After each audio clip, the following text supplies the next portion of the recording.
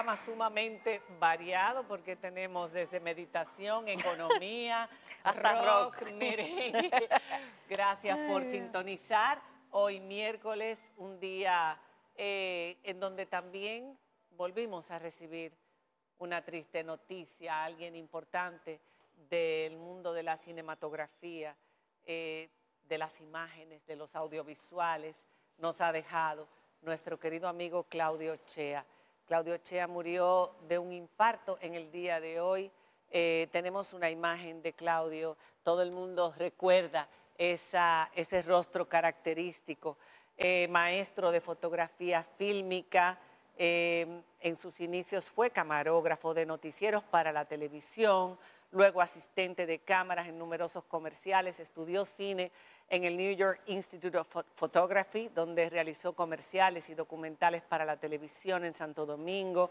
Chea fue además un destacado cineasta que en el 2018 recibió el título de profesor honorífico por el claustro de la Universidad Autónoma de Santo Domingo y una persona muy querida en el medio de los comerciales, de las películas, de la cinematografía, de la fotografía, un gran profesional, uno de los pioneros de la cinematografía dominicana y una persona siempre colaboradora, siempre amable, siempre simpática.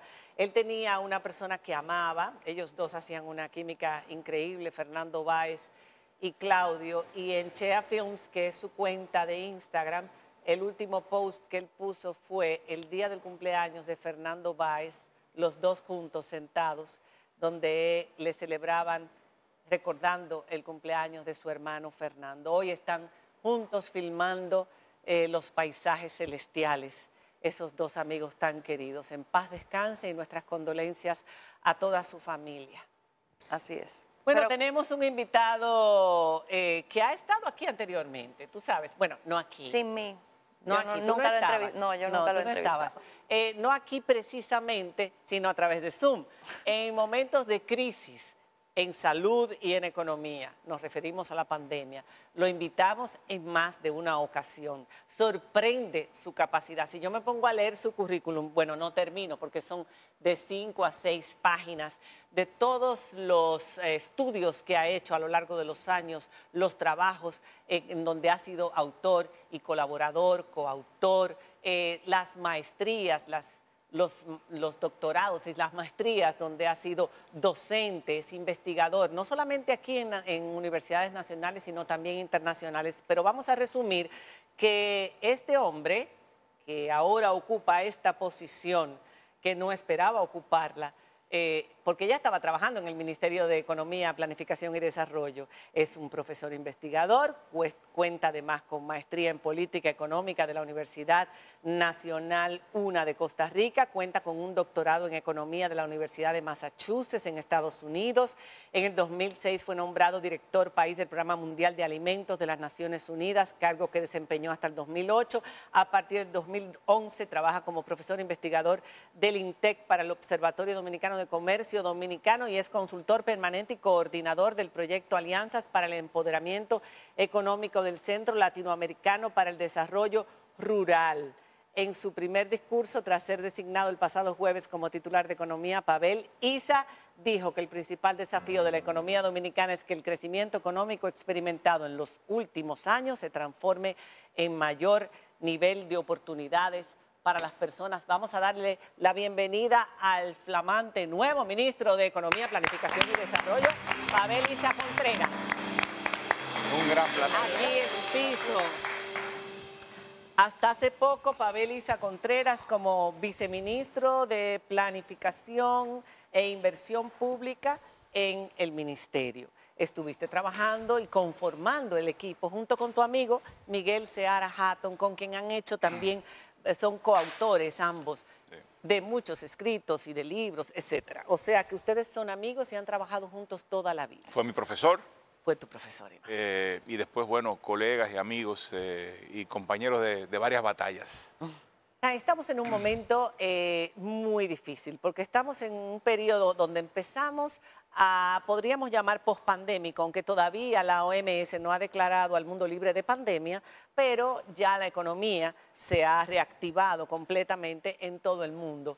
Pero entonces nos viene la guerra entre Rusia y Ucrania.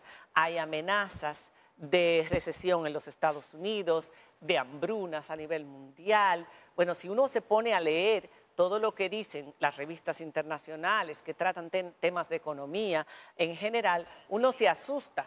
Oh, mira, está hablando Siri. Siri, cállate. Uno se asusta. Tú eres una persona... Ok, Siri no se escucha, ¿verdad? Soy yo solamente. Uno se pregunta, Pavel, ustedes han llevado la economía en estos 2 años a un buen punto. El Banco Central, el 7 de julio, dijo que estábamos con un crecimiento... Más del 5% acumulado entre enero y mayo. Entre enero y mayo, lo cual es muy bueno. Ahora, de cara a todo lo que viene, ¿cuáles políticas económicas de las que ustedes han tenido hasta ahora van a mantener? ¿Cuáles tú vas a implementar nuevas? ¿Cuáles vas a cambiar? Previendo la posible recesión en los Estados Unidos, la hambruna, y para que realmente eso último que tú dijiste sea posible, que los números no sean solamente números, sino que se reflejen en crecimiento y oportunidades para la gente. Yo creo que un primer elemento, un primer desafío es proteger a la gente. Yo creo que esa es la principal responsabilidad del Estado y del gobierno, que el gobierno la asume, es proteger a la gente frente a los embates más severos que se puedan venir. Yo no creo que van a ser graves, pero sí es un entorno bastante desafiante.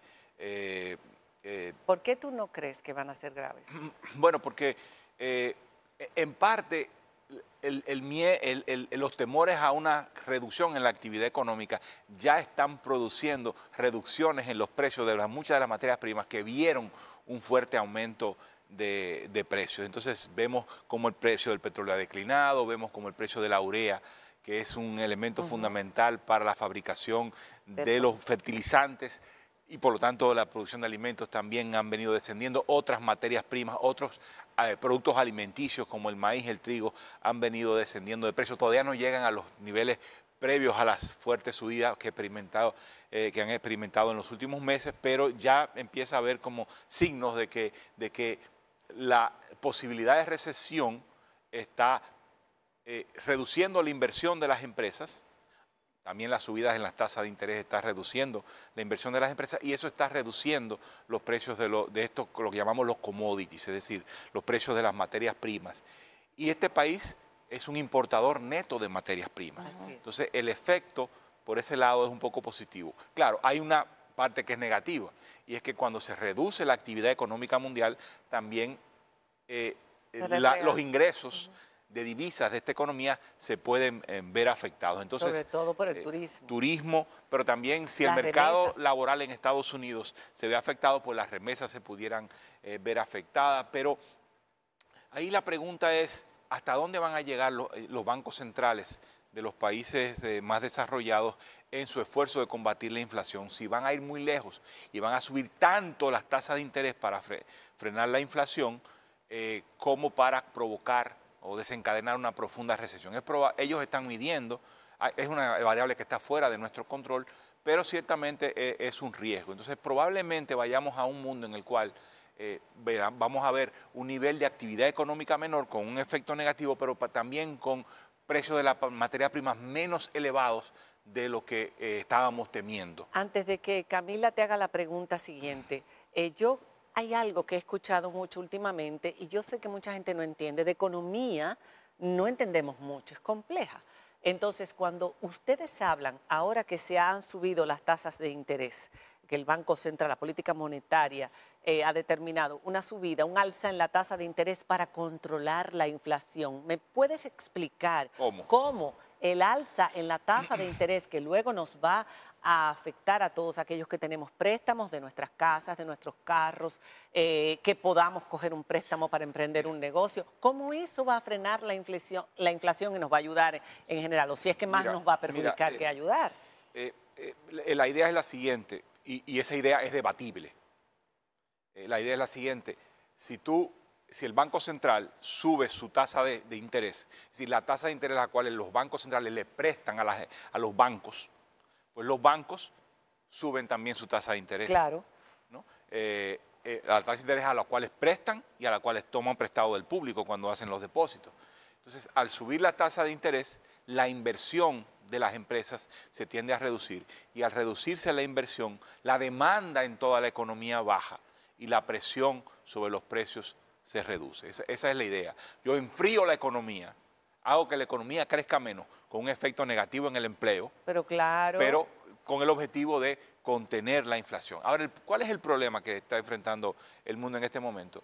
Que otra causa, o sea, la causa de la inflación no es monetaria necesariamente, sino que también hay una causa de oferta. Es decir, la pandemia destruyó empresas en el mundo, destruyó cadenas de suministro. Y entonces, cuando la economía se reactiva, no encuentra, cuando la demanda se reactiva, cuando la gente vuelve a la calle y empieza a gastar de nuevo, en parte gracias a las ayudas sociales que dieron todos los gobiernos, entre otras cosas, eso motivó a que la demanda aumentara, pero no estaba la capacidad de producción para satisfacer esa demanda, ¿no? Los puertos estaban a media capacidad, las empresas de producción habían cerrado, los almacenes habían cerrado, los aviones estaban parqueados, y para poder volver a poner un avión o un barco a funcionar se tarda un tiempo. Sí. Cuando una empresa cierra, es realmente volverla a abrir, aunque usted tenga el negocio ahí enfrente, es terrible. Es muy difícil. Es decir, es muy, muy complicado. Entonces, eso tarda mucho tiempo. Entonces, al aumentar la demanda y no tener la capacidad de producción, los que quedaron abiertos, ¿qué hacen? Suben los precios. Suben los precios. Entonces, la política monetaria en ese caso no funciona, porque tú lo vas a subir la tasa de interés para enfriar la economía, pero tu causa de inflación no es que hay mucha demanda. Entonces, eso no fue lo más sabio. Bueno, lo que pasa es que también los dos lados tienen una parte, o sea, tanto la política monetaria, por una parte, como la restricción de oferta, o sea, por el cierre de empresas o por la disrupción en la cadena de suministro, ambos comparten, digamos, la causalidad del aumento en los precios. La política monetaria lo que hace es controlar una parte de la causa de la inflación, pero hay otra parte que no la controla. En cualquier caso, cuando se descansa solo en política monetaria y no se pone énfasis en política de oferta, de promover la producción, entonces está sacrificando precisamente la capacidad de producir. Y por lo tanto el empleo, la inversión, y entonces ese es el lado negativo. Es decir, enfrenta la inflación, pero al mismo tiempo el costo de eso es menos empleo. Pavel, se está hablando. ¿Cuál es el equilibrio que puedes lograr adecuado entre empleo e inflación que sea razonable en una economía determinada? Entonces, el riesgo es que la política monetaria pueda ir muy, muy lejos, ese es el temor, y por eso los bancos centrales han venido aumentando la tasa de política monetaria, pero lo han hecho de manera gradual y pausada para no desencadenar. No lo vamos a sentir de una vez, eso es importante. No, por Así supuesto como que la no. bajada, cuando lo bajaron en la pandemia, no lo sentimos de una vez. Tampoco ahora, la subida okay. se siente. Se tarda 3 meses. En el caso dominicano tardamos 3 meses en sentir los efectos. A nivel mundial se está hablando de un nuevo paradigma económico que desconfía de los mercados, de las grandes corporaciones y apuesta a la economía local, a la producción local y se desentiende de la globalización. ¿Qué va a pasar aquí a nivel local? Yo creo que hay un movimiento. Cuando regresemos de la pausa, lo vas a responder esa y otras preguntas con el nuevo ministro de Economía, Planificación y Desarrollo, Pavel Isa Contreras, hijo de dos personas muy conocidas, Narciso Isa Conde y Lourdes Contreras. Cuando regresemos de la pausa. Seguimos conversando con el nuevo ministro de Economía, Planificación y Desarrollo en una etapa difícil. Es el segunda temporada del gobierno. La segunda mitad del gobierno. La segunda mitad. Season number 2. Exacto, pero con muchos augurios negativos.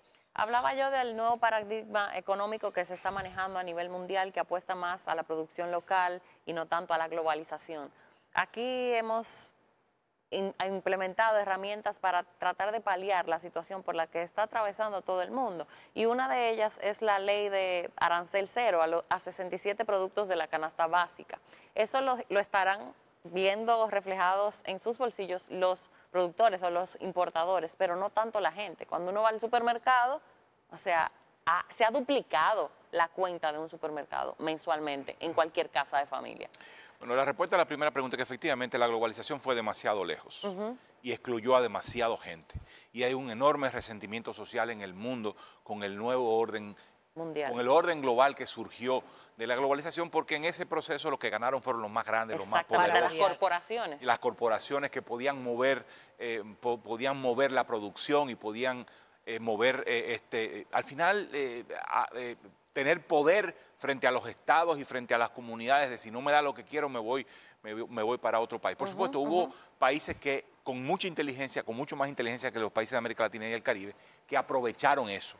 Por ejemplo, China y el este de Asia lo aprovechó muy bien, con mucha inteligencia, y puso su cerebro y sus capacidades para insertarse y aprovechar el momento y atraer las industrias a sus países. Pero eso se está, digamos, está en jaque en este momento, y ahora los países parecen estar moviéndose un poco más a, bueno, la globalización puede ser, ya estoy inserto en esa globalización, no puedo tampoco cortar de cuajo mis relaciones económicas internacionales, pero ahora cómo le pongo un poco más de atención a las capacidades de producción nacionales, porque cuando tienes capacidad de producción nacional, eres más resistente a la crisis internacional. Si descuidas la producción nacional y te quedas solamente vinculado al comercio internacional, entonces eres más vulnerable. Y nosotros que dependemos del turismo, que también está, ya nos dimos cuenta que era muy frágil, porque en el 2019 tuvimos una crisis y después vino la pandemia. Por otro lado, las remesas dependen mucho de cómo estén los Estados Unidos y la situación económica. Significa que desconozcamos los mercados internacionales, al contrario, hay que redoblar los esfuerzos para insertarnos en los mercados internacionales, pero a partir de una capacidad propia de producción, y eso significa ir transformando el aparato productivo hacia un aparato productivo mucho más productivo, valga la redundancia, con mucho mayores capacidades tecnológicas. Y eso se hace incentivando la producción nacional, pero al mismo tiempo transformando la fuerza de trabajo, capacitando a las personas, de tal manera, modernizando el aparato productivo, que es gente y maquinaria combinadas. La capacidad productiva es eso. Si se apoya más al productor local, no hay la necesidad de quitarle los aranceles a lo que se importe. Bueno, voy ahí con tu pregunta de los aranceles. ¿Qué es lo que ha pasado? La ley de tasa cero lo que procuró fue aliviar los costos de importación de un conjunto de productos que tienen un efecto muy fuerte en la canasta, digamos, tienen un alto peso en la canasta alimentaria o en los insumos necesarios para producir bienes alimentarios. Pero a pesar de la ley, los precios internacionales de los productos que se iban a importar han sido tan altos que aunque le quitas el arancel, no se ve reflejado. No compensa el aumento en los precios internacionales. Tiene razón la gente cuando se queja de lo alto que está la canasta, de lo alto que están los precios en la canasta básica. Por supuesto. Porque vemos a cada rato en las noticias decir, no, pero los productos de la canasta básica están igual, no han cambiado hay nada. aumentos, claro, hay aumentos. Hay una parte de los productos, especialmente los que tienen menos componentes importados, cuyos precios se han mantenido más estables. Pero los productos que tienen más componente importado suelen moverse sus precios de manera más fuerte que otros. Sí, claro que tenemos una inflación que es el doble. Normalmente la inflación anda por el 4, por el 3%, y en este momento la tenemos por encima del 8%. Entonces estamos hablando de una duplicación del ritmo de crecimiento anual de los precios. Pero en Estados Unidos normalmente la inflación es de 2% está peor que y todo está el mundo. en 8%, es decir, 4 veces más. Tranquilicemos a la gente. ¿Se espera recesión en Estados Unidos, sí o no? Porque eso nos afecta a nosotros directamente. Se espera una disminución del nivel de actividad económica, pero no una recesión.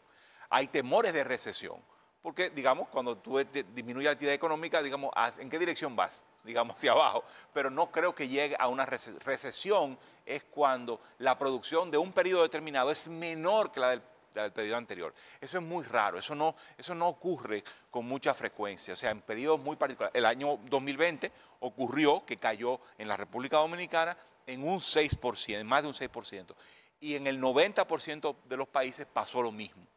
Una caída, pero eso es extraordinario. Lo que uno probablemente va a ver es una disminución del crecimiento hacia niveles más bajos de lo esperado. Y eso tiene efectos negativos en el sentido de que el aumento del turismo probablemente, en el caso dominicano, va a ser menor a lo que esperábamos. Entonces, el aumento de las exportaciones y el aumento de las remesas también va a ser menor. Pero no significa que eso va a disminuir. Significa que el aumento va a ser menor. Pero y entonces, por lo tanto el crecimiento del empleo y de las oportunidades de negocio de la gente va a ser menos dinámico. Entonces preocupa que ahora en la segunda mitad del gobierno vamos a ver todavía efectos negativos en la economía. Es decir, todo eso que tú estás diciendo con una inflación producto de la situación actual entre Ucrania y Rusia y con unas tasas más altas de interés que van a disminuir esa capacidad de aumentar el empleo.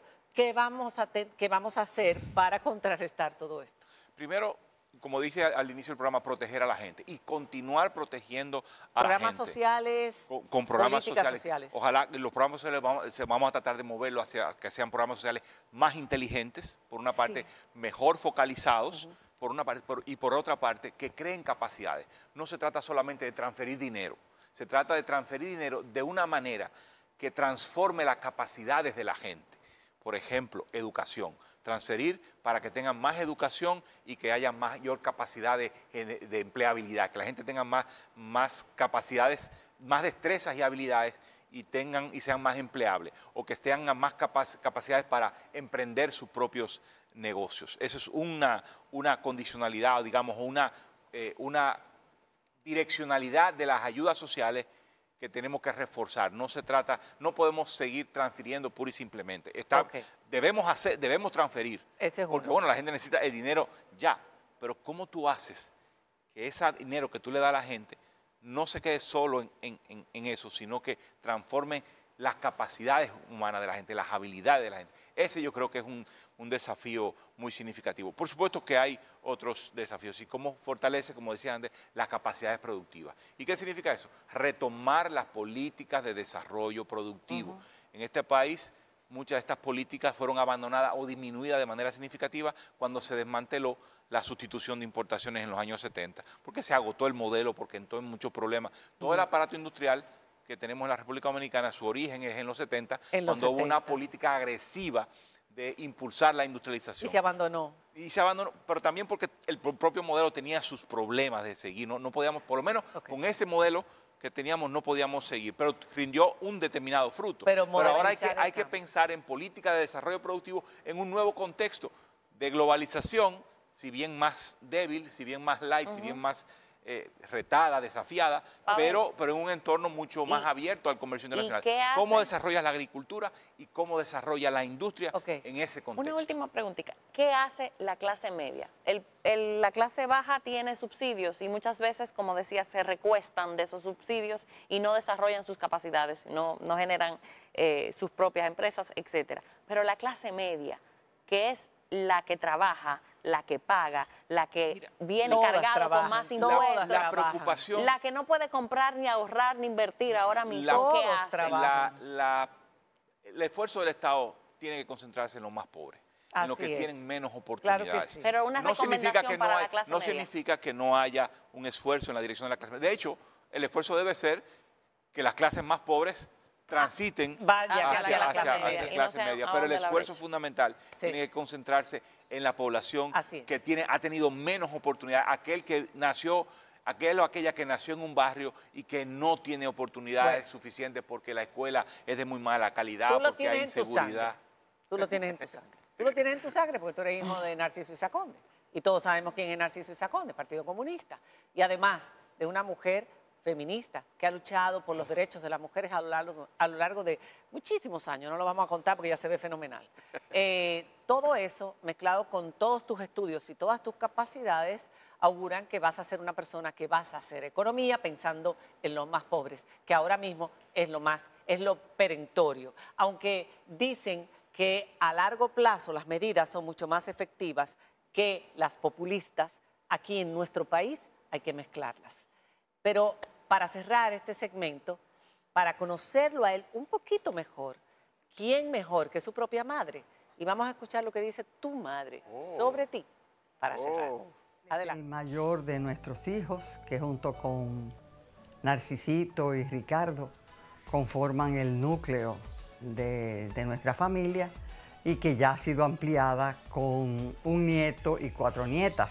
La economía para él desde muy temprana edad fue una definición en sus estudios, o sea, desde muy temprano él sabía que iba a estudiar economía, que esa línea de preocupaciones, de intereses, han sido los que han forjado su ruta, digamos, su camino. Yo siento que es un gran reto la designación que ha sido objeto como ministro de Economía, Planificación y Desarrollo. Confío en que los valores de honestidad, responsabilidad, que le forjamos en nuestro hogar, de luchas sociales, mi marido en la práctica política y yo también, obviamente, y mi lucha feminista, pues yo confío en que él hará la gestión que más se corresponda con esos valores.